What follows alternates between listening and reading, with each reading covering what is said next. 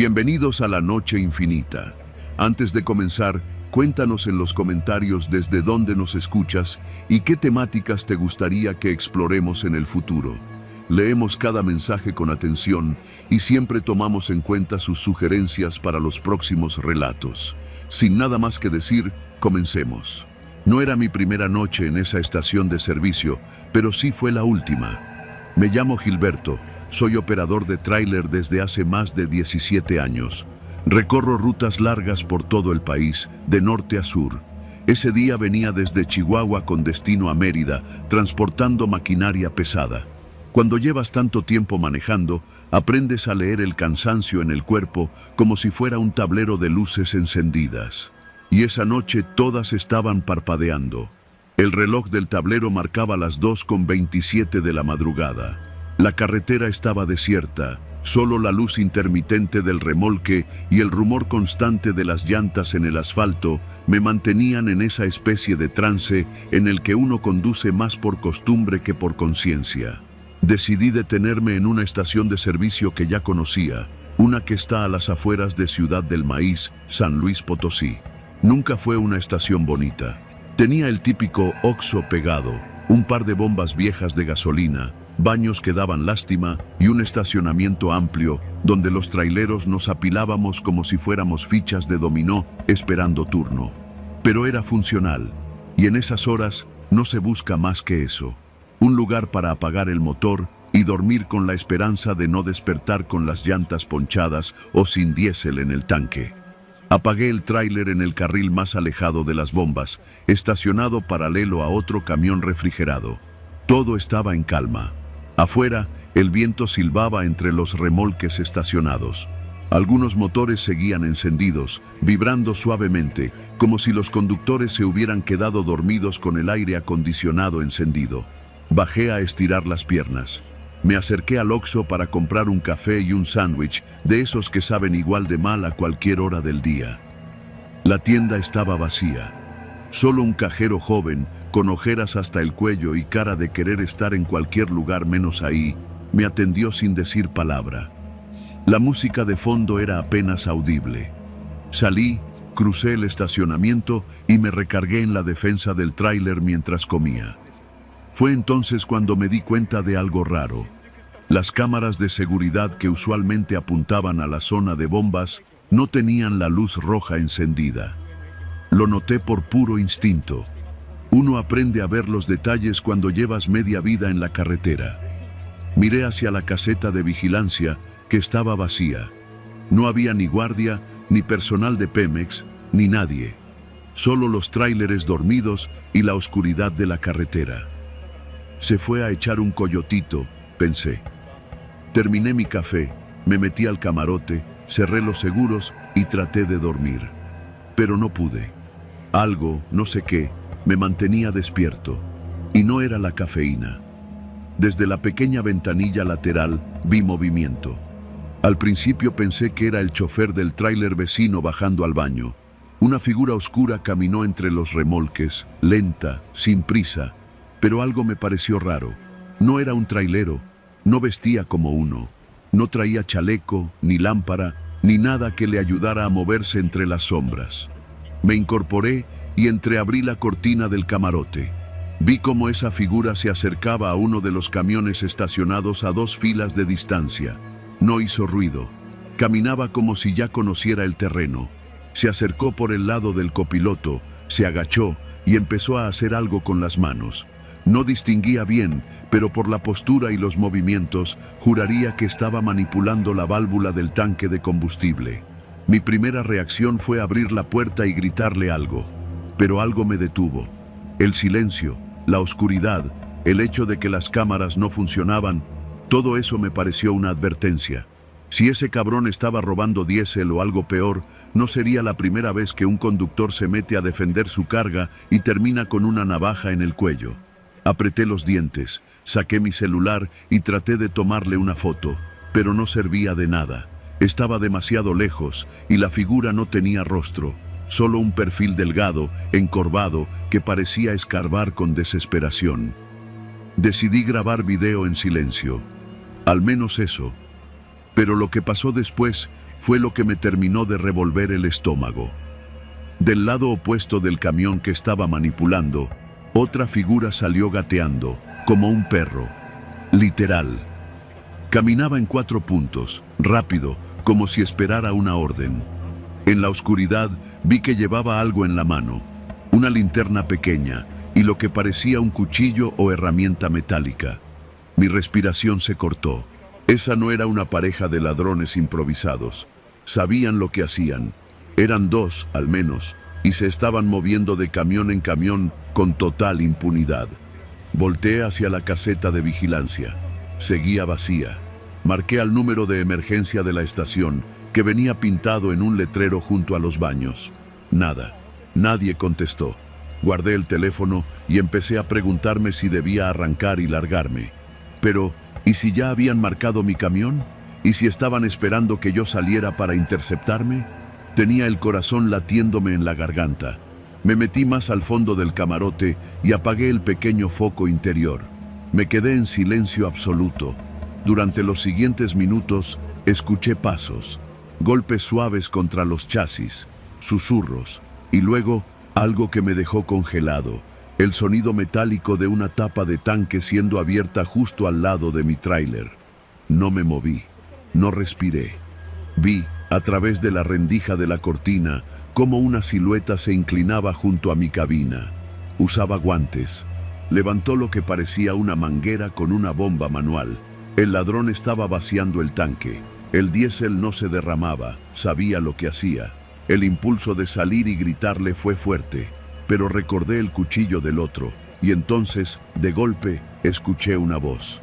«¿Qué haces, cabrón?», gritó alguien desde el otro lado del estacionamiento. Luces de una linterna se encendieron. Una figura bajita, con uniforme de Pemex, corría con la lámpara agitada en la mano. Los 2 ladrones corrieron. Se esfumaron entre los camiones como ratas. Yo salí del tráiler solo cuando estuve seguro de que se habían ido. Me acerqué al tipo del uniforme. Era un empleado que recién había llegado a cubrir al turno anterior.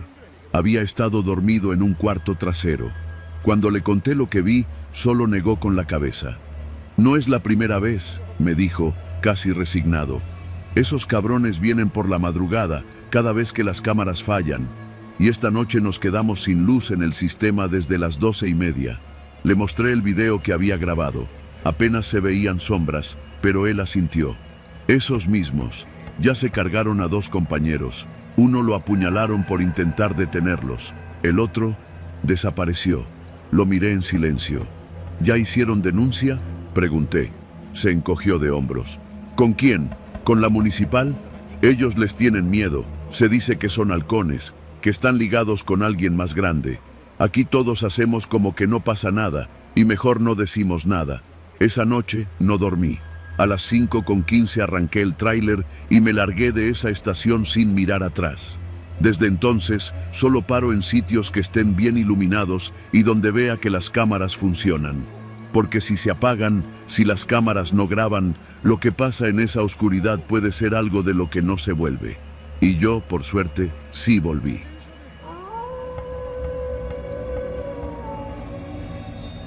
Soy Antonio, originario de Zacatecas. Llevo más de 15 años manejando tráileres por todo el país.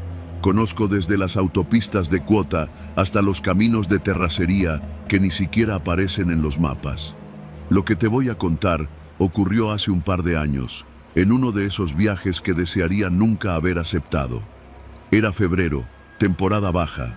Apenas había carga y los pocos contratos que salían eran mal pagados. Llevaba más de una semana sin mover la unidad. Mi patrón, don Elías, un hombre recio del norte, me llamó directo al celular. «Toño, hay una carga urgente para mañana. Buen billete. Vas de Durango a Hermosillo». «¿Qué tipo de carga?», pregunté, ya con la esperanza renacida. «Nada complicado. Cajas. Te las van a montar en una bodega cerca de Lerdo. No preguntes mucho, ¿eh?». Don Elías tenía fama de meterse en negocios turbios, pero uno aprendía a hacerse de la vista gorda si quería comer. Esa noche dormí en la cabina, frente al parque industrial donde cargaría. A las 5 en punto llegó una camioneta negra sin placas. 4 tipos bajaron sin decir palabra. Uno de ellos se acercó. ¿Eres el chofer del Kenworth blanco? Así es. Apágalo y bájate. Nosotros lo cargamos. Tú solo esperas. ¿Entendido? Tenía el uniforme del sindicato de transportistas, así que no objeté. Me alejé unos pasos mientras lo hacían. Subieron unas cajas largas, como de madera vieja. Me llamó la atención que fueran tan pesadas. El tráiler se hundió de inmediato. Los tipos se movían con rapidez y en silencio, como si supieran perfectamente lo que hacían. Tardaron menos de 15 minutos. «Todo listo», me dijo uno de ellos, entregándome un folder. «Aquí están los papeles. No te salgas de la ruta, no te detengas, y si te para la poli, no abras el remolque por ningún motivo». Lo miré fijamente, esperando algún gesto que me dijera que era una broma, pero el tipo ni parpadeó. Me dieron una hoja de ruta con una lista de gasolineras para detenerme, todas específicas, marcadas con bolígrafo azul, y una instrucción subrayada 2 veces. No abrir, no revisar, no mover nada. Arranqué con el estómago revuelto. A esa hora apenas clareaba el cielo. Tomé la carretera rumbo a Durango capital, para luego seguir hacia Chihuahua y cruzar a Sonora por Moctezuma. Un trayecto largo, pero conocido. Los primeros kilómetros los recorrí en silencio, con la radio apagada. No dejaba de pensar en las cajas, en su forma, en el peso, en el tono de voz del tipo que me dio la instrucción. Ya en la autopista, traté de calmarme. Me convencí de que podían ser cosas robadas, electrónicos, armas, lo que fuera. Mientras no fueran drogas, me daba igual. Pero algo no encajaba. La hoja de ruta estaba demasiado detallada, demasiado exacta. Nadie se toma tantas molestias con un embarque común. Mi primera parada fue en una gasolinera a las afueras de Hidalgo del Parral. Al bajarme para cargar combustible, el despachador me saludó con una sonrisa fingida. «Eres el de la carga nocturna, ¿verdad?» No supe qué responder. Asentí. El tipo solo dijo: «Ya está pagado, solo llena y sigue». Me subí al camión con el corazón latiéndome fuerte. ¿Cómo sabían que iba a llegar? ¿Quién había pagado la gasolina? Las siguientes horas conduje con el cuerpo tenso. Evité las casetas de revisión federal usando las salidas indicadas en la hoja. Ni un solo retén, como si el camino hubiera sido despejado para mí. Al llegar a un punto entre Camargo y Delicias, escuché un golpe seco dentro del remolque, como si algo o alguien hubiera caído. Me orillé de inmediato. Bajé con el alma en un hilo y di la vuelta hasta la puerta del remolque. Me debatía entre abrirla o no, pero la instrucción seguía fresca en mi cabeza. No abras por ningún motivo. Me quedé ahí, sintiendo un aire frío que no venía del clima.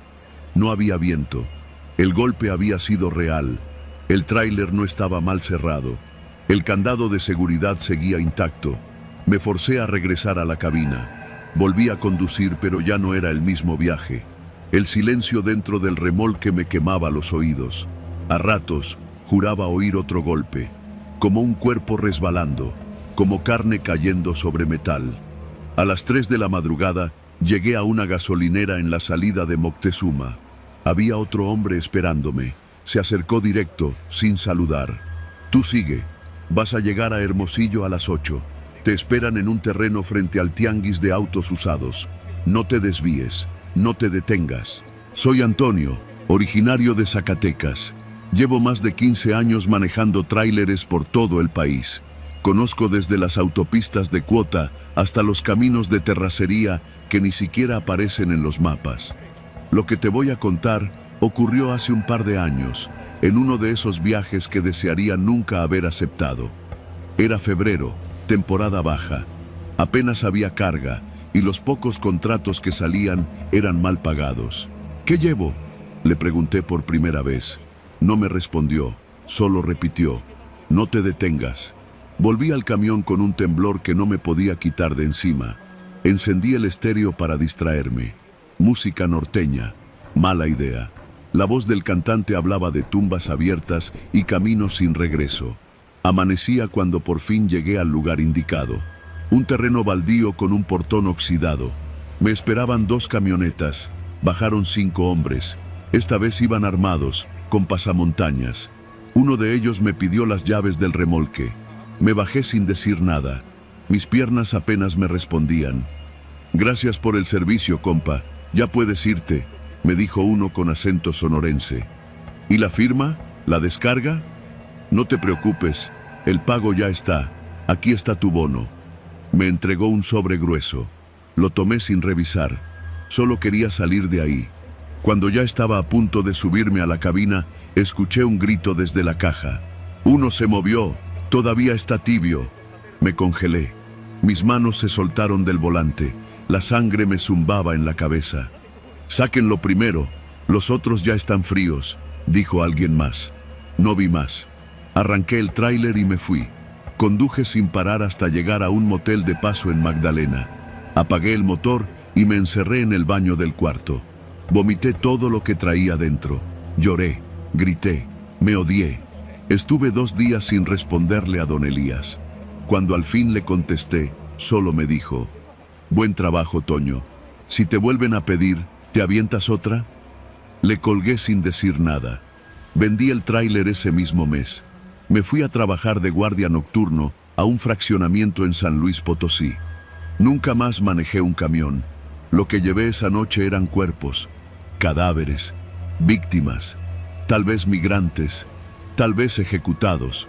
No lo sé, y no quiero saberlo, pero cada vez que escucho un golpe seco, aunque sea una rama cayendo o una caja mal acomodada, algo dentro de mí se rompe.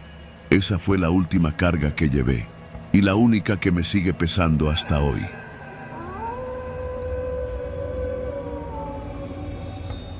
Me llamo Omar Treviño, tengo 47 años y he sido camionero de carga pesada desde los 23. He recorrido todo México, desde Ensenada hasta Tapachula, con pausas apenas para comer o dormir cuando el cuerpo lo exige. Hay rutas duras, tramos que parecen diseñados por alguien que odia a los choferes, pero ninguno me había puesto tan nervioso como el del kilómetro 49 al 78 en la carretera que va de Ciudad del Carmen a Escárcega, en Campeche. Siempre que podía, evitaba ese tramo de noche. Los baches, los tramos sin señal, la vegetación cerrada y sobre todo la sensación de aislamiento lo volvían denso, pesado, como si ahí no aplicaran las reglas normales de tiempo y espacio. Pero esa semana no tenía opción. La empresa no surgía a entregar una carga de equipo industrial en tiempo récord. Era dinero extra y uno no puede decirle que no a eso, menos con 2 hijos en secundaria.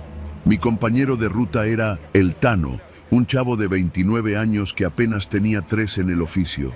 Buena gente, callado, con una cámara digital colgada del cuello que usaba para documentar todo. Para mis historias, decía. Siempre andaba tomando fotos de paradores, comidas en fondas, atardeceres. Y sí, también de las placas de algunos vehículos que le parecían sospechosos. Yo me reía, lo llamaba el Sherlock Holmes de los tráileres, pero la neta me caía bien. Salimos de Veracruz a las 5 de la mañana. Íbamos con la carga completa, más de 20 toneladas. Hicimos buen tiempo, paramos a comer cerca de Villahermosa y seguimos avanzando sin broncas. Ya en Campeche, el sol se iba bajando cuando llegamos al kilómetro 49. Tano ya estaba inquieto. «Esta parte siempre me da mala espina, viejo», me dijo, ajustando su cinturón. «No hay señal, no hay luz, y siempre hay algo raro». «¿Raro como qué?» «Como que todo el que entra sale distinto». Lo tomé a juego, pero noté que apretaba su cámara con más fuerza. La carretera se fue volviendo más angosta. El pavimento tenía pedazos que parecían recién parchados, pero mal. Había muchas marcas en el asfalto, como si camiones pesados hubieran frenado de golpe. A los lados, pura maleza. Ni una tienda, ni una fonda, ni un pinche anuncio. De pronto, vimos una camioneta blanca detenida en el acotamiento con las intermitentes puestas. Bajé la velocidad. ¿Paramos?, preguntó Tano. ¿Tú qué dices? Una foto primero. Disparó con su cámara desde el parabrisas. Luego bajamos el vidrio. ¿Todo bien?, le grité al chofer. Era un tipo flaco, con gorra y lentes oscuros, que nos miró sin decir nada. «Ya viene la grúa», respondió con voz cortante, pero no vi ningún celular ni señal de radio, ni siquiera el capó estaba abierto. Algo me incomodó. «Vámonos», dijo Tano, y le hice caso. Media hora después, estábamos ya casi por llegar al kilómetro 78 cuando Tano empezó a revisar sus fotos. «Oye, esto no cuadra», me mostró la pantalla. En la imagen de la camioneta se veía claramente el logo de una empresa de seguridad privada, pero al hacer zoom notamos algo más. Las placas estaban tapadas con cinta negra. Y lo más inquietante, por la ventanilla trasera se alcanzaba a ver una figura, como una persona agachada, con las manos atadas. Tano palideció. «Eso era un secuestro, güey. No lo sabemos». «Mira la pinche foto», gritó, mostrándomela de nuevo. «Eso era un secuestro». Traté de calmarlo, pero no pude. Tomó su celular y trató de llamar a emergencias. Nada, sin señal.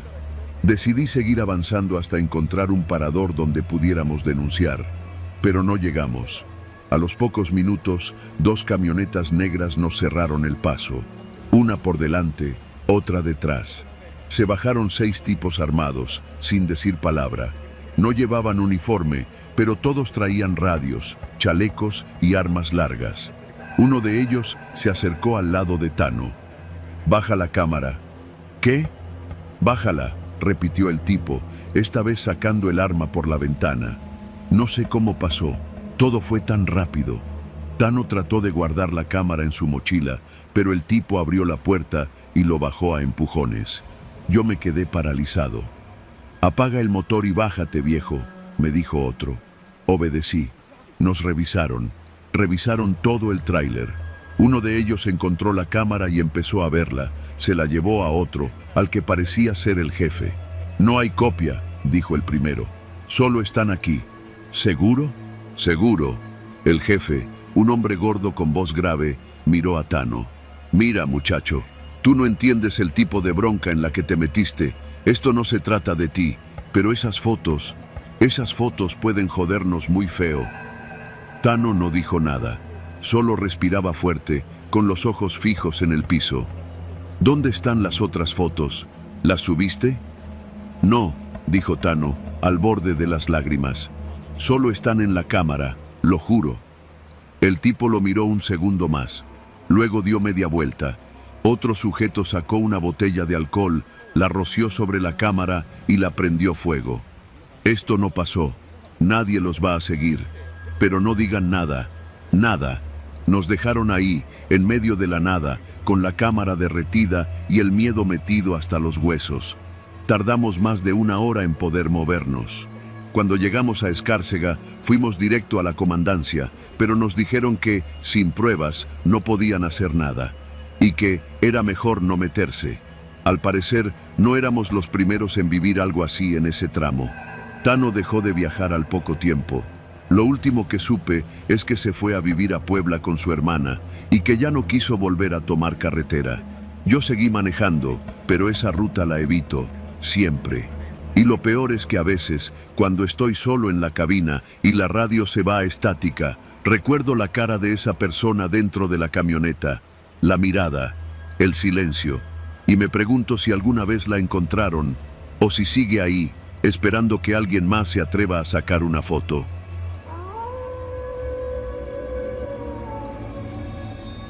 Me llamo Alberto Márquez, tengo 38 años, esposa, un hijo y menos de 2 meses en la empresa de transportes Carga del Norte.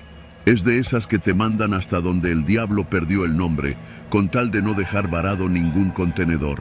Cuando entré, me advirtieron, aquí se gana bien, pero uno nunca sabe qué va a llevar. Me reí en su momento, pensé que exageraban. Mi primer viaje largo fue desde Monterrey hasta Huejutla, por la ruta 85. Era un trayecto demandante pero relativamente seguro. O eso me dijeron. Llevaba una caja seca, sin logotipos, sellada, con papeles en regla. El despacho fue normal, pero me llamó la atención que me entregaron el manifiesto ya impreso, sin que pudiera ver la carga al interior. Confidencial, dijeron. Solo firmé. No era cosa rara. Muchas empresas mandan electrónica o partes de maquinaria cara con discreción para evitar robos. Salí un viernes por la tarde.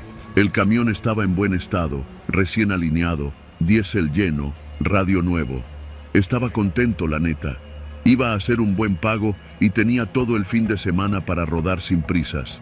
Pero ni bien crucé Linares, algo comenzó a sentirse extraño. Primero fue un olor. No lo noté de inmediato porque fumé 2 cigarros seguidos, pero al llegar al primer retén militar, el soldado que me pidió abrir la ventana arrugó la nariz. Revisó los papeles, me preguntó qué llevaba. Le mostré el manifiesto y me dejó pasar sin abrir la caja. Pásale, patrón. No se detenga en la sierra, ¿eh? Mejor aváncese de largo. Esa advertencia me quedó zumbando en la cabeza. ¿Por qué me dijo eso? Continué. La noche me cayó entre San Roberto y Ciudad Mante. En esa parte, la carretera se estrecha, llena de curvas y tramos donde la señal del celular desaparece por completo. Iba oyendo corridos bajito, con los ojos atentos a los reflejos del asfalto, cuando escuché un golpe seco atrás, como si algo dentro de la caja hubiera caído. Me orillé. No quería, pero era protocolo. Bajé con mi lámpara. Rodeé el tráiler y, como esperaba, los sellos seguían intactos. No podía abrir la puerta sin romperlos, así que solo me aseguré de que la estructura no tuviera daños. Nada. Todo en orden. Volví a subir y apenas pasaron unos 5 minutos, volvió a sonar. Esta vez fue más fuerte. No un golpe de algo cayendo, sino como si alguien o algo se hubiera movido con fuerza contra una de las paredes metálicas. Frené en seco. Encendí las luces de emergencia. Me bajé, encabronado, pensando que tal vez habían cargado algo mal asegurado y que si la mercancía se dañaba, me lo iban a descontar. Revisé todo otra vez. La caja parecía tener un leve abombamiento hacia afuera, como si se hubiera expandido por dentro. Eso sí me dio miedo. ¿Estaría cargando algo químico? ¿Algo peligroso? Pensé en llamar a mi supervisor, pero no había señal. Decidí seguir. No iba ni 20 minutos más adelante cuando comenzó un sonido nuevo. Era más bajo, constante. Parecía como si alguien raspara las paredes metálicas por dentro. Lento, desesperante. No podía estar oyendo eso. Apagué el radio. Bajé la velocidad. No era mi imaginación. Una línea de garras invisibles arañaba los costados del tráiler. 1, 2, 3 veces. Luego, silencio. Estuve a punto de regresarme, pero la carga estaba sellada, los papeles firmados. La instrucción era clara: entregar sin detenerse. Solo necesitaba llegar a Huejutla, pero en el tramo entre Tempoal y Álamo me tocó parar. Un retén falso. Lo supe porque el camión de enfrente, una pipa, estaba detenido mientras 2 tipos con rifles improvisados hacían preguntas. Me orillé a la distancia, apagué luces y motor. Pasaron minutos. Uno de los tipos se acercó caminando hacia mí. «Buenas noches, jefe. ¿Qué lleva?», me preguntó. Mostré los papeles a través del vidrio. «Carga sellada, confidencial», le dije. «¿Y si le echamos un ojo?». «No puedo. Viene con candado oficial. Me corren si lo abro». El tipo dudó. Luego se acercó a la caja, le dio un par de golpes con la culata. Esperó. Nada. «¿Ni un refresquito traes?». «En la hielera, ahí atrás del asiento. Échese uno». El tipo sacó una botella, me dio una palmada en el hombro y se fue. La pipa siguió su camino. Yo también. Pero algo había cambiado. En cuanto avancé unos kilómetros más, el camión empezó a sentirse distinto. La suspensión ya no absorbía igual. Algo se había movido adentro, mucho peso hacia atrás. Miré por los espejos, nada raro. Y entonces, algo golpeó la pared interna con fuerza descomunal, como si una máquina hidráulica la hubiera empujado desde dentro. El camión se tambaleó. Me salí del camino por instinto, quedando detenido en la terracería. Apagué el motor. El silencio era absoluto. Y entonces lo escuché. Voces apagadas. como si alguien hablara dentro del contenedor. Palabras deformadas, en susurros, pero eran varias, no una, no dos, eran muchas. No es posible, me dije, pero las voces estaban allí. El camión estaba cerrado, las puertas intactas. ¿Había alguien dentro desde el principio? ¿Gente? Encendí el motor. Lo único que me importaba era llegar. No iba a abrir, no iba a preguntar. Crucé los últimos pueblos como un fantasma. Nadie salía a la carretera a esas horas. Nadie. A las 5 de la mañana llegué a la zona industrial en Huejutla. La bodega estaba rodeada por muros altos y cámaras. Me recibió un hombre con gafete, barba gris y una lista en mano. ¿Alberto Márquez? Asentí, bajando sin decir palabra. Pase el camión a la plataforma 1, lo bajamos nosotros. Usted firme aquí y se va. Firmé. Ni siquiera me ofrecieron café. Entraron con una montacargas, rompieron los sellos, abrieron las puertas. Uno de los trabajadores miró hacia adentro y luego le hizo una señal al otro. Rápido. No vi lo que había, ni quise. Me dieron una hoja firmada. Al dar la vuelta con el camión vacío, pasé por un lado del contenedor. Vi algo que me persigue hasta hoy. Una mano, pequeña, con dedos delgados, empolvados, apenas saliendo por la rendija inferior de la puerta. Inmóvil. No dije nada. Regresé a Monterrey sin carga, sin música, sin hablar con nadie. Al llegar, renuncié. Nunca más volví a manejar un tráiler con carga cerrada. No he contado esta historia hasta hoy, no por miedo a que me crean loco, sino por el miedo real, que alguien en este momento esté firmando papeles, subiendo a su cabina sin saber que lleva una caja como la mía, y que la escuche moverse y no tenga a dónde correr.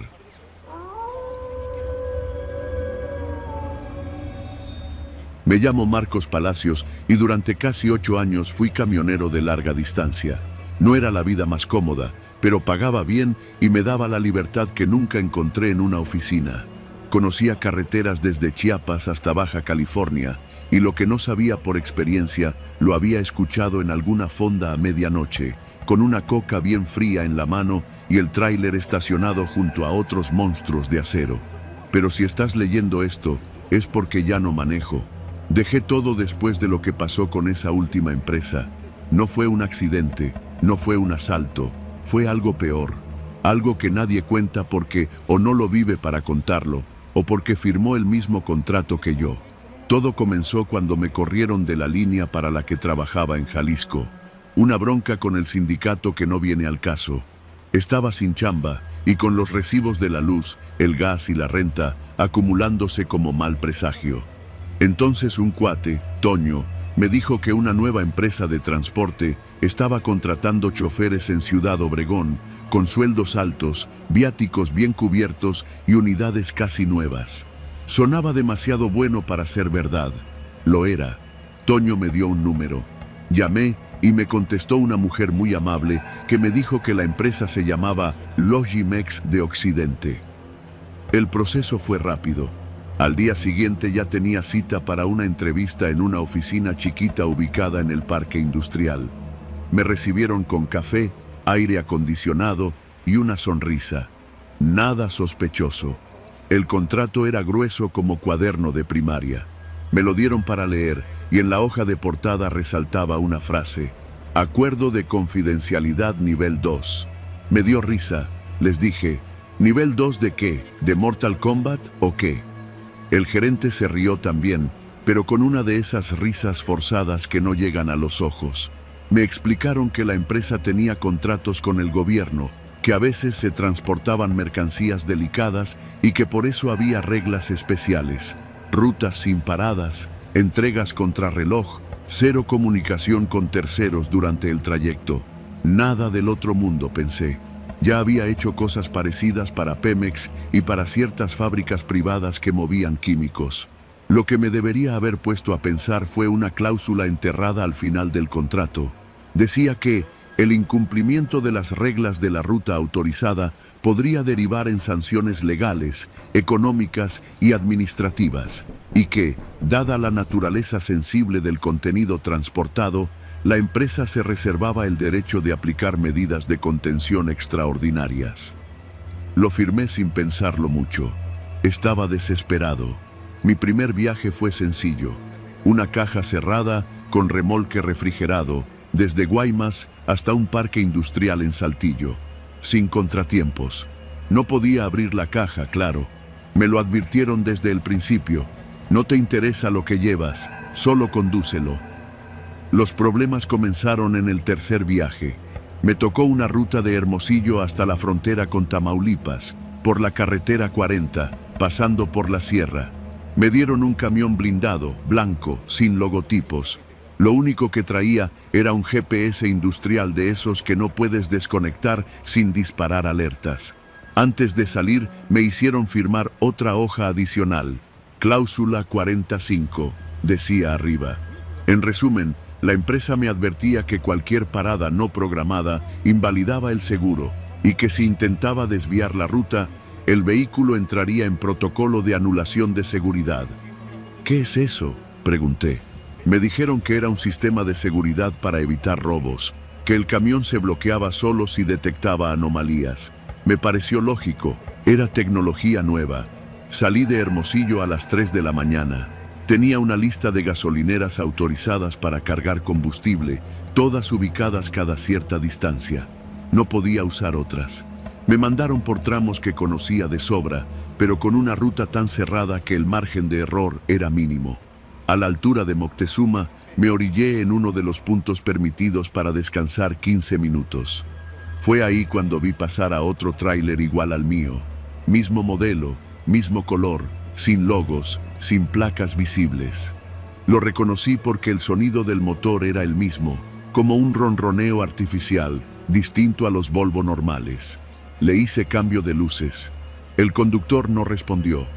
Cuando llegué a la siguiente estación autorizada, un tipo con uniforme de la empresa estaba ahí esperándome. No era un policía, ni un militar.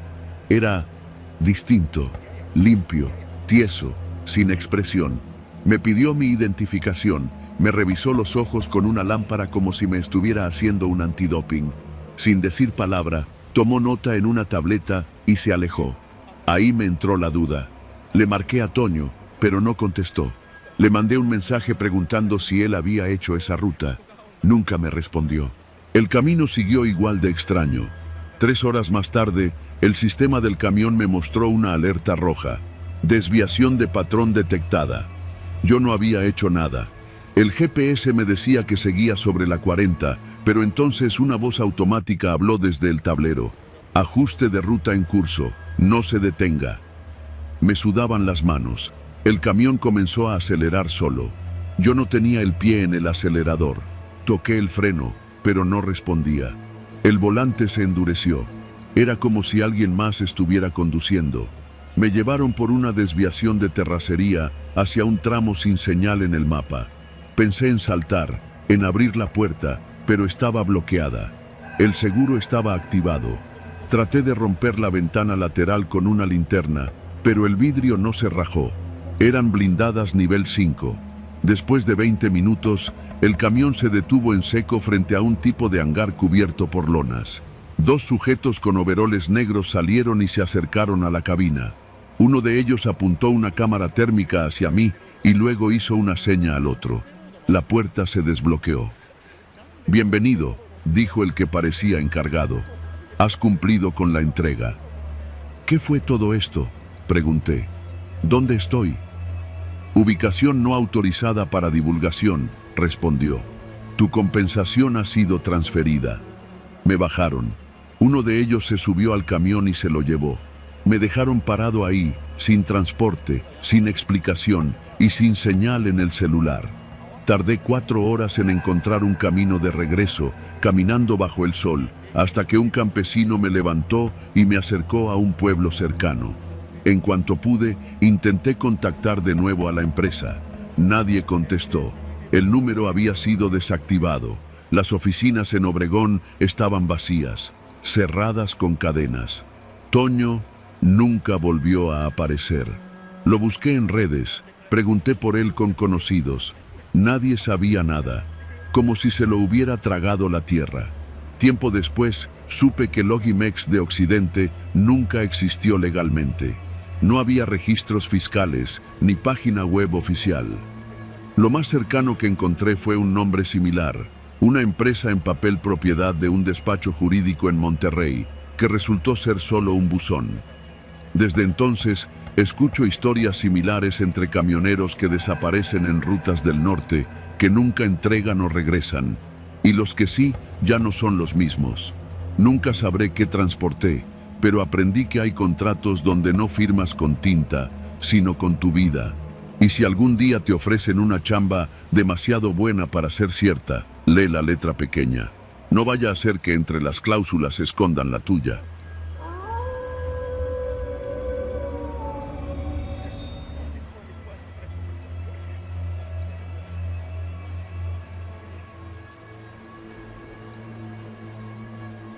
Trabajo manejando un tráiler desde hace más de 15 años.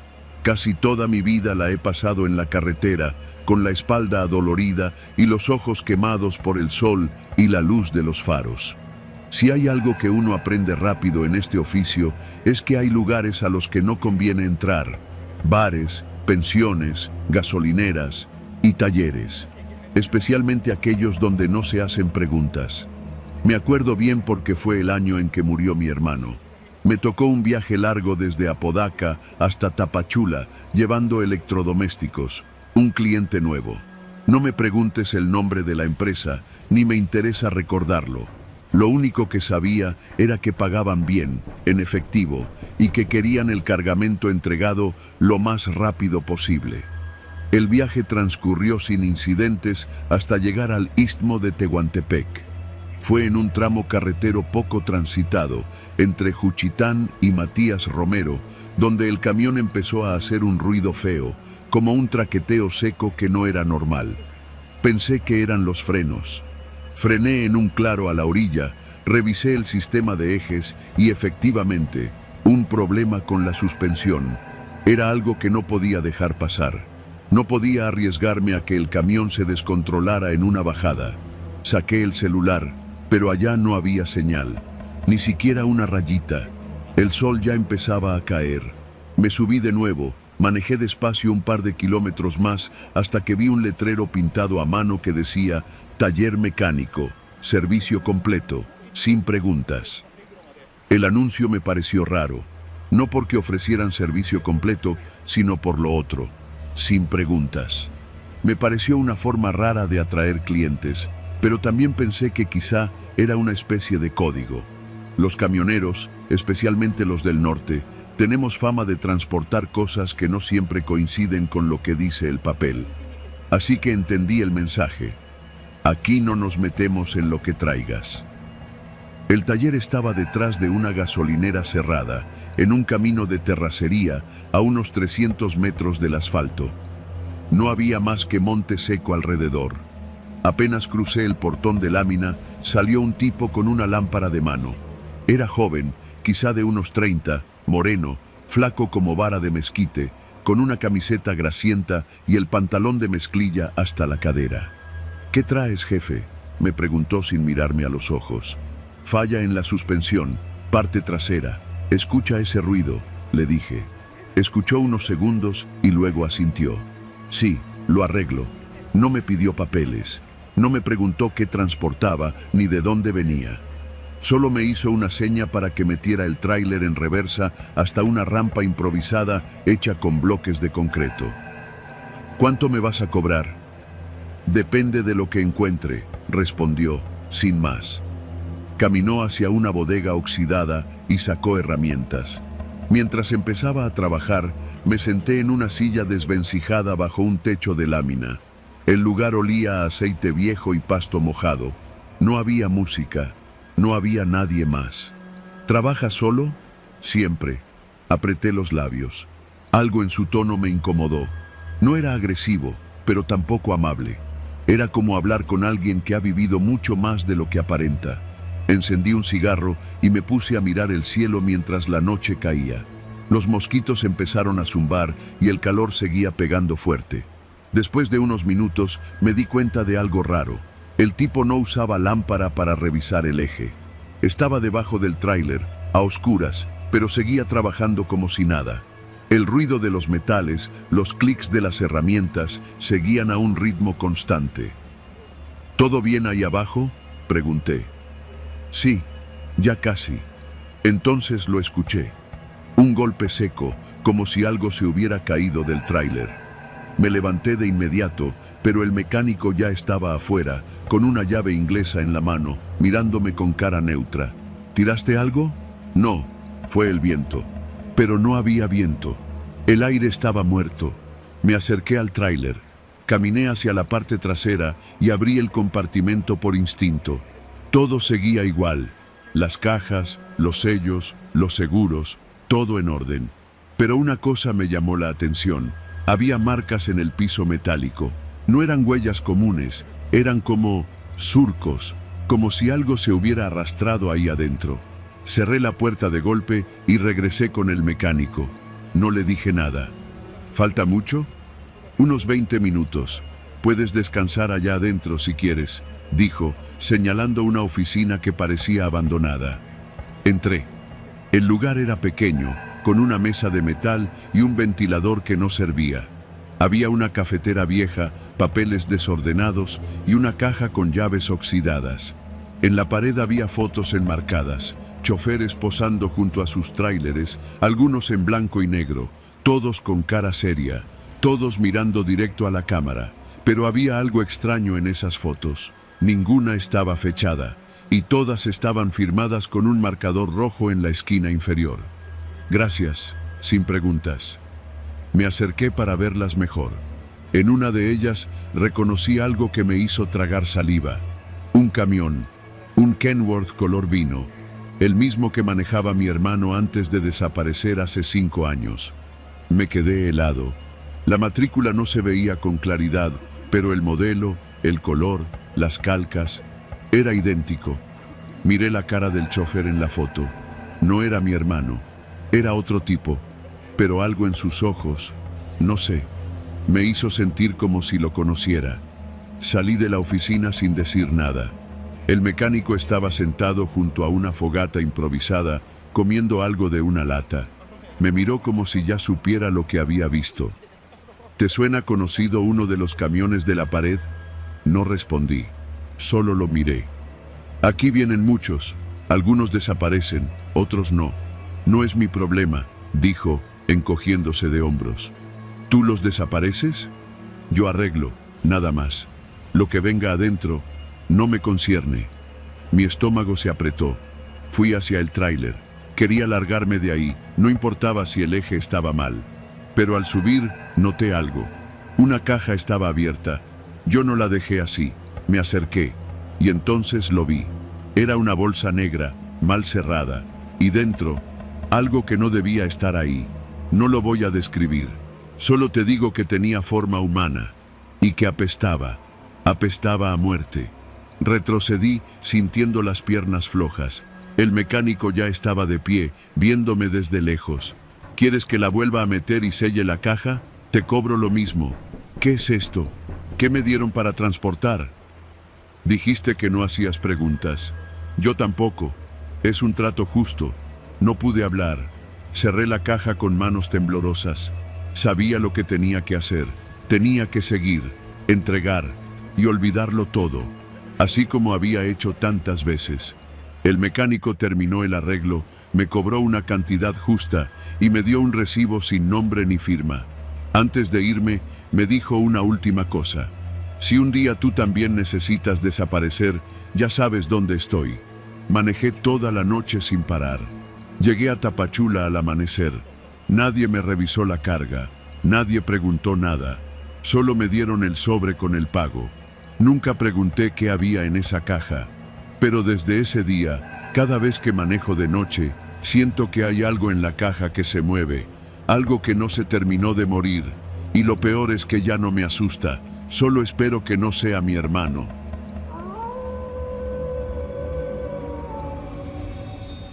Me llamo Octavio y pasé 20 años al volante de un tráiler de doble remolque, cruzando México de punta a punta. Lo que voy a contar no es una historia de fantasmas, ni un invento de borrachos de paradero. Es lo que viví una noche, en la carretera 57, cerca de Matehuala, hace no tanto. La clase de cosa que uno guarda por años, enterrada en la conciencia, porque el peso de contarla puede ser más fuerte que el silencio. Había salido de San Luis Potosí al anochecer con una carga de electrodomésticos. Mi destino era una bodega al sur de Monterrey. La empresa, como siempre, presionaba para que entregara sin parar, pero esa noche acepté llevar a un copiloto, el nuevo, un joven delgado, ojeroso, de acento chilango que se presentó como Memo. No dijo mucho cuando lo subí a la cabina. Solo lanzó su mochila al asiento y se acomodó con una chamarra vieja sobre las piernas. ¿Primera vez en esta ruta?, le pregunté, más por cortesía que otra cosa. Algo así, dijo, sin mirarme. No parecía muy interesado en hablar, lo cual me pareció raro pero no desagradable. A veces es mejor el silencio que el choro de un hablador que no sabe cuándo callar. Condujimos un par de horas sin contratiempos. La carretera estaba solitaria, con apenas unas luces lejanas de otros tráilers bajando del norte. El radio no agarraba bien y Memo no puso música. Solo el rugido constante del motor y el golpeteo monótono de las llantas sobre el asfalto. Fue en una gasolinera Pemex donde empezó lo raro. Nos detuvimos a cargar diésel y mientras yo revisaba las llantas traseras, Memo se quedó en la cabina. El despachador, un señor flaco con gorra de béisbol, se me acercó en voz baja. «Oiga, ¿todo bien con su muchacho?» «Memo, sí, ¿por?» «Es que lo vi bajarse de un coche hace como media hora, un sedán rojo. Se metió al baño y salió con otra ropa. Y ahora lo veo con usted en el tráiler. Se me hizo raro nomás, no supe qué decir». Volteé a ver a la cabina. Memo seguía ahí, inmóvil, mirando hacia la oscuridad. El comentario me inquietó, pero no hice nada. A veces la paranoia es parte del oficio y uno aprende a ignorar lo que no le afecta directamente. Reanudamos la marcha. El silencio se volvió más denso. A eso de las 2 de la madrugada, mientras subíamos por una pendiente larga, Memo rompió el silencio. ¿Te ha pasado que sientes que alguien te está siguiendo, aunque no haya luces atrás? Lo dijo sin mirarme, casi como hablando consigo mismo. En esta chamba sí, pero no siempre es imaginación, respondí. Él sonrió, apenas. Entonces sacó algo de su mochila. Lo vi de reojo. Era una toalla envuelta, manchada de rojo. No olía a grasa ni a comida. Era sangre. ¿Estás herido?, pregunté, con la voz tensa. No, dijo con calma. Pero alguien más sí. Me salí del carril y frené de golpe, bajando a la orilla. Apagué el motor. Mira, cabrón, no sé qué traes, pero no voy a meterme en pedos por nadie. Si hiciste algo, bájate aquí mismo. Memo me miró entonces, por primera vez desde que subió al tráiler. Tenía los ojos hinchados, llorosos, pero no parecía asustado, parecía cansado. No me estás entendiendo. No fue culpa mía, solo lo encontré. Fue como un accidente. No sabía a quién más acudir, solo quería alejarme. ¿A quién encontraste? Abrió la mochila. Dentro, envuelto en plástico negro, había un machete con restos de sangre seca. También vi un celular con la pantalla estrellada y una cartera abierta con una credencial del INE. El nombre era Jorge Alberto Ruiz y la foto no era la de Memo. ¿Quién es Jorge?, pregunté, sintiendo cómo el aire se me hacía pesado. Memo se tapó la cara con las manos. El que me recogió en Querétaro, un trailero. Me hizo subir, me invitó una torta en un paradero y luego me quiso meter mano. No fue defensa, fue pánico. Solo reaccioné. No supe qué hacer. Dejé el cuerpo en el baño de una gasolinera, cambié de ropa, me deshice de su celular, pero su cartera, no sé por qué no la tiré. Me sentí culpable. Me subí al primer tráiler que encontré, el tuyo. No dije nada por unos segundos. Mi primer impulso fue golpearlo, bajarlo, entregarlo a la policía. Pero algo en su voz me hizo dudar. No tenía la actitud de un asesino. Estaba roto. Y en este país sé lo que pasa cuando entregas a alguien así. La justicia a veces no distingue y lo que inicia con una llamada termina con un cadáver más en una fosa común. ¿Y qué quieres de mí? Solo llévame hasta Monterrey. Me perderé en la ciudad. No volverás a saber de mí. Le di 20 minutos. No hablé durante el resto del camino. Él tampoco. Solo cuando llegamos a la caseta de Santa Catarina, me dijo gracias. Bajó sin decir más y se perdió en la madrugada, cargando su mochila. Una semana después, un amigo trailero me mandó una nota de periódico. Cuerpo de trailero encontrado en baños de paradero en San Juan del Río, víctima de presunto asalto, sin pistas del agresor. Nada de abuso, nada del machete. Nunca volví a ver a Memo. Tampoco hablé de esto con nadie. Pero cada vez que paso por esa ruta, cada que paro en una gasolinera, no puedo evitar mirar los baños con desconfianza. Porque ahora sé que hay secretos que viajan en mochilas. Y a veces el copiloto no huye de la policía, huye de sí mismo.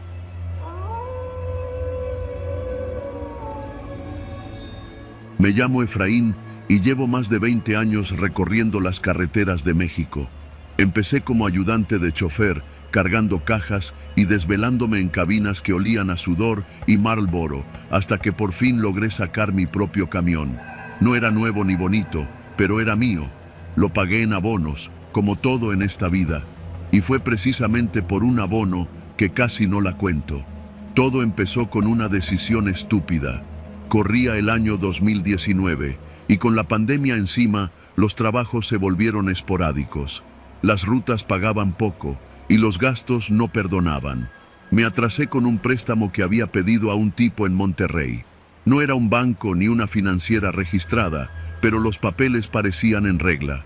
Me habían dicho que los hermanos Montes eran estrictos pero justos. Mentira, eran una pinche mafia con fachada de financiera.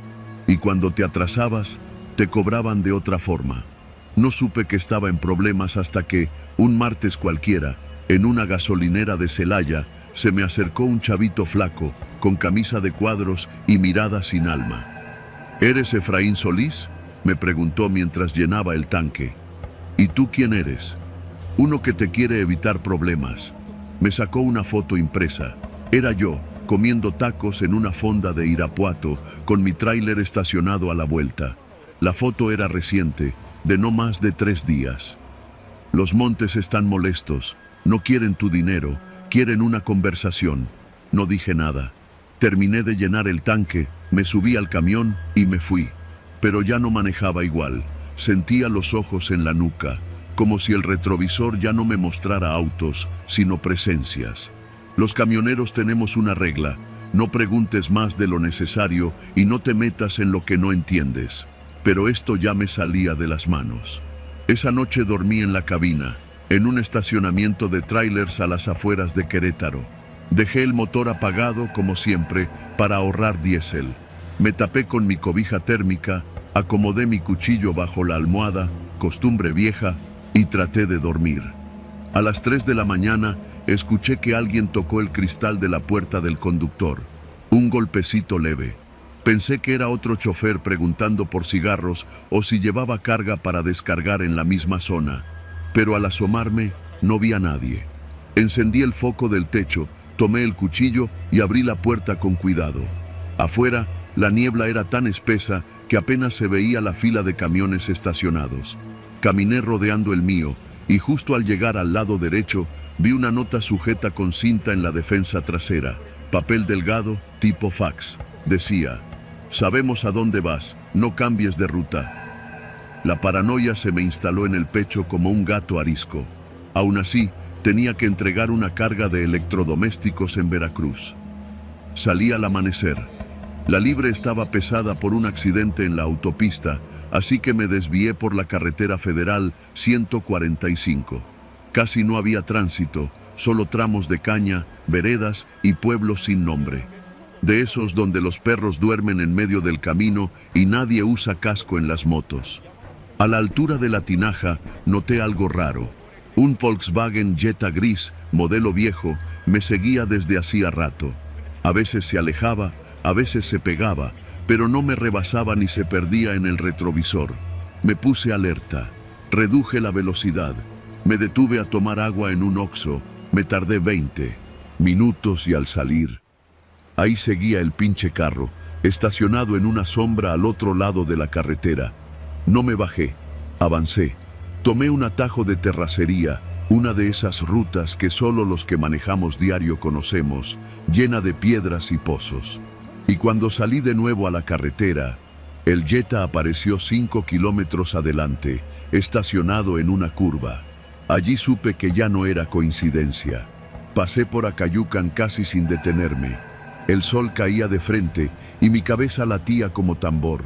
El radio sonaba bajo, baladas viejas, voces que no decían nada. Intentaba no perder la calma, pero en cada espejo veía el Jetta. A la altura de Juan Rodríguez Clara, el carro por fin se me emparejó. Lo manejaba el mismo chavito de la gasolinera. Ahora iba con otro tipo al lado, uno más grande, con lentes de sol y barba de candado. Me hicieron señas, me pedían que me orillara. No eran policías, no traían placas oficiales, no estaban uniformados. Apreté los dientes y seguí derecho. Entonces sonó mi celular. Desvié la vista solo un segundo y el Jetta giró violentamente, colocándose frente al tráiler. Frené de golpe. La cabina tembló. La carga se sacudió. El claxon sonó como un aullido. Me bajé, empuñando el cuchillo. El Jetta se detuvo en seco. Los dos tipos bajaron con calma. «Te dimos chance», dijo el de la barba. «El dinero era lo de menos. Querían verte». «¿Quién?» «Los que están detrás de los montes». Ese fue el momento en que todo se fue al carajo. Me llevaron a la fuerza a un rancho a las afueras de Hueyapán. No sé cómo se llamaba. La fachada estaba abandonada, pero adentro tenía cámaras, luces, computadoras. Era una base de operaciones, no un hogar. Me interrogaron durante horas. Querían saber con quién había hablado de la deuda. ¿Qué sabía? Si había recibido información sensible. No entendía nada. Solo debía dinero. Un préstamo de 30,000 pesos. Me golpearon. No como en las películas. No con puños. Con silencio. Me encerraron en una habitación sin ventanas, sin reloj, sin luz. Solo una silla, una cubeta y una cámara en la esquina. Me dejaron allí 2 días, sin comida, solo agua. Cada tanto se encendía un foco rojo y una voz me preguntaba, ¿ya recuerdas qué te dijeron? Pero no había nada que recordar. Era como si buscaran en mí algo que no existía. El tercer día me soltaron. Me devolvieron el camión, intacto. La carga seguía cerrada, sin daños. Me dejaron en una gasolinera en Tierra Blanca con un sobre en el asiento. 10,000 pesos en efectivo. Una nota que decía, gracias por cooperar, no cuentes nada. Pero hay algo que esos tipos no entienden. Uno no necesita contar nada para que el miedo se te quede clavado en los huesos. Desde entonces, no uso siempre la misma ruta. No duermo 2 noches seguidas en el mismo lugar. Y cada vez que recibo un nuevo contrato, lo reviso con lupa. Los montes desaparecieron del mapa al año siguiente. La financiera cerró. No hay rastro de los contratos, ni dirección, ni página web. Pero yo sé que siguen allí, en alguna parte. Siguen buscando algo que yo nunca entendí. Y a veces, cuando cruzo por carreteras solitarias, veo un Jetta gris estacionado entre la maleza. Y sigo manejando, porque si te detienes, te hacen recordar lo que nunca pasó.